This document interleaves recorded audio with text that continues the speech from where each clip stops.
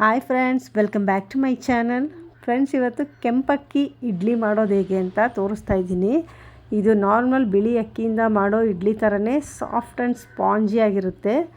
ತುಂಬಾ ಚೆನ್ನಾಗಿರುತ್ತೆ. ಜೊತೆಗೆ ಕೆಂಪು ಚಟ್ನಿಯನ್ನು ಮಾಡ್ತಾಯಿದ್ದೀನಿ.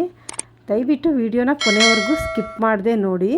ಬನ್ನಿ ಮಾಡೋ ವಿಧಾನ ಹೇಗೆ ಅಂತ ನೋಡೋಣ. ನಾನಿಲ್ಲಿ 2 ಕಪ್ಪಷ್ಟು ಕೆಂಪಕ್ಕಿ, ಹಾಗೆ 1 ಸ್ಪೂನಷ್ಟು ಮೆಂತ್ಯ ತೊಗೊಂಡಿದ್ದೀನಿ. ಇದನ್ನು 5 ರಿಂದ 6 ಸಲ ಆದಷ್ಟು ಚೆನ್ನಾಗಿ ತೊಳ್ಕೊಬೇಕು. ಕೆಲವೊಂದು ಅಕ್ಕಿಗೆ ಕಲರ್ ಹಾಕಿರ್ತಾರೆ, ನೋಡಿ ತಗೊಳ್ಳಿ. ಇದನ್ನು 5 ರಿಂದ 6 ಸರಿ ತೊಳೆದ ನಂತರ ಇದನ್ನು ಮತ್ತೆ ನೀರು ಹಾಕಿಬಿಟ್ಟು 7 ರಿಂದ 8 ಗಂಟೆಗಳ ಕಾಲ ನೆನೆಯೋದಕ್ಕೆ ಇಡ್ತಾಯಿದ್ದೀನಿ. ಹಾಗೆ ಅರ್ಧ ಕಪ್ಪಷ್ಟು ಉದ್ದಿನಬೇಳೆಯನ್ನು ನೆನೆಸ್ಕೊತಾ ಇದ್ದೀನಿ. ಇದನ್ನು ಕೂಡ 2-3 ಸಲ ತೊಳೆದು ನೆನೆಸ್ಕೋಬೇಕು. ಇಲ್ಲಾಂದರೆ ಹಾಗೆ ನೆನೆಸ್ಬಿಟ್ಟು ರುಬ್ಬೋಕ್ಕೆ ಮುಂಚೆ ತೊಳ್ಕೊಬೋದು. ಅರ್ಧ ಕಪ್ಪಷ್ಟು ಅವಲಕ್ಕಿಯನ್ನು ರುಬ್ಬೋ ಅರ್ಧ ಗಂಟೆ ಮುಂಚೆ ನಾನು ನೆನೆಸ್ಕೊಳ್ತಾ ಇದ್ದೀನಿ.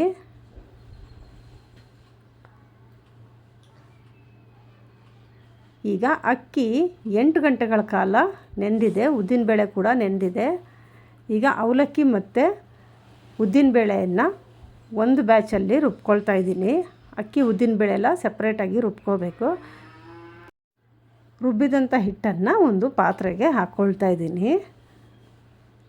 ಅಕ್ಕಿಯನ್ನು ಕೂಡ ರುಬ್ಬಿಟ್ಟು ಎಲ್ಲ ಇದರಲ್ಲಿ ಹಾಕಿ ಒಂದು ಸಲ ಚೆನ್ನಾಗಿ ಮಿಕ್ಸ್ ಮಾಡ್ಕೋಬೇಕು. ಹಿಟ್ಟು ಆದಷ್ಟು ಸ್ವಲ್ಪ ಗಟ್ಟಿಯಾಗಿ ರುಬ್ಕೊಳ್ಳಿ. ತುಂಬ ಗಟ್ಟಿ ಅನಿಸಿದರೆ ಸ್ವಲ್ಪ ನೀರು ಹಾಕಿ ಅಡ್ಜಸ್ಟ್ ಮಾಡ್ಕೋಬೋದು. ಇವಾಗ ಇದನ್ನು ಓವರ್ನೈಟು ಫರ್ಮೆಂಟ್ ಆಗೋದಕ್ಕೆ ಬಿಟ್ಟಿದ್ದೀನಿ. ಈಗ ನೆಕ್ಸ್ಟ್ ಡೇ ಮಾರ್ನಿಂಗ್ ಹಿಟ್ಟು ಚೆನ್ನಾಗಿ ಫರ್ಮೆಂಟ್ ಆಗಿದೆ. ಒಂದ್ಸಲ ಮಿಕ್ಸ್ ಮಾಡ್ಕೊಳ್ಳೋಣ. ಮಿಕ್ಸ್ ಮಾಡಿದ ಮೇಲೆ ರುಚಿಗೆ ತಕ್ಕಷ್ಟು ಉಪ್ಪನ್ನು ಸೇರಿಸ್ಕೊಳ್ತಾ ಇದ್ದೀನಿ. ಹಾಗೆ 1/4 ಟೀ ಸ್ಪೂನಷ್ಟು ಅಡುಗೆ ಸೋಡಾ ಸ್ವಲ್ಪ ನೀರು ಹಾಕಿ ಕಲಿಸ್ಬಿಟ್ಟು ಹಾಕ್ಕೊಳ್ತಾ ಇದ್ದೀನಿ. ಇವಾಗ ಒಂದು ಸಲ ಚೆನ್ನಾಗಿ ಮಿಕ್ಸ್ ಮಾಡಿಬಿಟ್ಟು ಒಂದು 10 ನಿಮಿಷ ಹಾಗೆ ಇಟ್ಬಿಡಬೇಕು. ಇವಾಗ ಕೆಂಪು ಚಟ್ನಿ ಮಾಡೋದಕ್ಕೆ 1 ಟೀ ಸ್ಪೂನಷ್ಟು ಜೀರಿಗೆ, 3 ಒಣಮೆಣಸಿನ್ಕಾಯಿ, 1 ಬ್ಯಾಡಗಿ ಮೆಣಸಿನ್ಕಾಯಿ, 5-6 ಎಸಳು ಬೆಳ್ಳುಳ್ಳಿ, ಹಾಗೆ 1 ಚಿಕ್ಕ ಈರುಳ್ಳಿಯನ್ನು ತೊಗೊಂಡಿದ್ದೀನಿ. ಇವಾಗೆಲ್ಲವನ್ನು ಎಣ್ಣೆಯಿಂದ ಚೆನ್ನಾಗಿ ಫ್ರೈ ಮಾಡಬೇಕು. ಇವಾಗ ಇದಕ್ಕೆ ಈ ಸೈಜ್ದು 3 ಟೊಮೆಟೊನ ತೊಗೊಂಡಿದ್ದೀನಿ. ನಾನು ಆ್ಯಪಲ್ ಟೊಮೆಟೊನ ತೊಗೊಂಡಿದ್ದೀನಿ. ನಾಟಿ ಟೊಮೆಟೊ ಕೂಡ ಯೂಸ್ ಮಾಡ್ಬೋದು. 1/4 ಟೀ ಸ್ಪೂನಷ್ಟು ಅರಿಶಿನ ಹಾಕ್ಕೊಳ್ತಾ ಇದ್ದೀನಿ. ಹಾಕಿ ಒಂದು ಸಲ ಚೆನ್ನಾಗಿ ಮಿಕ್ಸ್ ಮಾಡ್ಕೋಬೇಕು. ಈಗ ಚಿಕ್ಕ ನೆಲ್ಲಿಕಾಯಿ ಗಾತ್ರದಷ್ಟು ಹುಣಸೆ ಹಣ್ಣನ್ನು ಸೇರಿಸ್ಕೊಳ್ತಾ ಇದ್ದೀನಿ. ಇದು ಆ್ಯಪಲ್ ಟೊಮೆಟೊ ಆಗಿರೋದ್ರಿಂದ ನೀವು ನಾಟಿ ಟೊಮೆಟೊ ಸೇರಿಸ್ಕೊಂಡ್ರೆ ಹುಣಸೆ ಹಣ್ಣನ್ನು ಹಾಕೋ ಅವಶ್ಯಕತೆ ಇಲ್ಲ. ಈಗ ಇದನ್ನು ತಣ್ಣಗಾಗೋಕ್ಕೆ ಬಿಡೋಣ. ಅಷ್ಟರಲ್ಲಿ ಇಡ್ಲಿನ ರೆಡಿ ಮಾಡ್ಕೊಳ್ಳೋಣ. ಇವಾಗ ಇಡ್ಲಿ ಪಾತ್ರೆಗೆ ಸ್ವಲ್ಪ ನೀರು ಹಾಕಿ ಕಾಯೋದಕ್ಕೆ ಇಟ್ಟಿದ್ದೀನಿ. ಇಡ್ಲಿ ಪ್ಲೇಟ್ಗೆ ಸ್ವಲ್ಪ ಎಣ್ಣೆಯನ್ನು ಸವರ್ಬಿಟ್ಟು ಇದಕ್ಕೆ ಹಿಟ್ಟನ್ನು ಹಾಕೋಬೇಕು. ಇವಾಗ ಇದನ್ನು ಇಡ್ಲಿ ಪಾತ್ರೆಯಲ್ಲಿಟ್ಟು 8 ರಿಂದ 10 ನಿಮಿಷಗಳ ಕಾಲ ಬೇಯೋದಕ್ಕೆ ಬಿಡಬೇಕು. ಅಷ್ಟರಲ್ಲಿ ಚಟ್ನಿನ ರುಬ್ಕೊಳ್ಳೋಣ.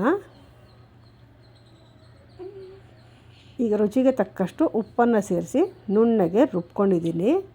ಈಗ ರುಬ್ಬಿದಂಥ ಚಟ್ನಿಯನ್ನು ಒಂದು ಬೌಲ್ಗೆ ಶಿಫ್ಟ್ ಮಾಡ್ಕೊಳ್ಳೋಣ. ಇವಾಗ ಅದಕ್ಕೆ ಒಗ್ಗರಣೆ ಹಾಕ್ಕೊಳ್ಳೋಣ.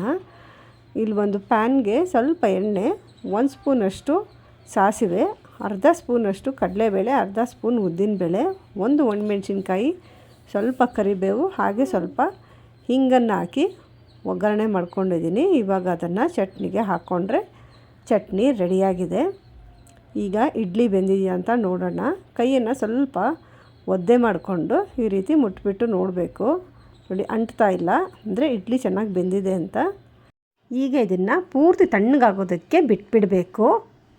ಇಲ್ದಿದ್ರೆ ಅರ್ಧ ಅಲ್ಲೇ ತಟ್ಟೆಯಲ್ಲೇ ಕಚ್ಕೊಂಡಿರುತ್ತೆ. ನೋಡಿ ಎಷ್ಟು ಸಾಫ್ಟಾಗಿ ಸ್ಪಾಂಜಿಯಾಗಿ ಬಂದಿದೆ ಇಡ್ಲಿ. ನಾರ್ಮಲ್ ವೈಟ್ ರೈಸಲ್ಲಿ ಮಾಡೋ ಇಡ್ಲಿ ಥರನೇ ಬಂದಿದೆ. ಇವಾಗ ಇದನ್ನು ಸರ್ವಿಂಗ್ ಪ್ಲೇಟ್ಗೆ ಹಾಕ್ಕೊಳ್ಳೋಣ.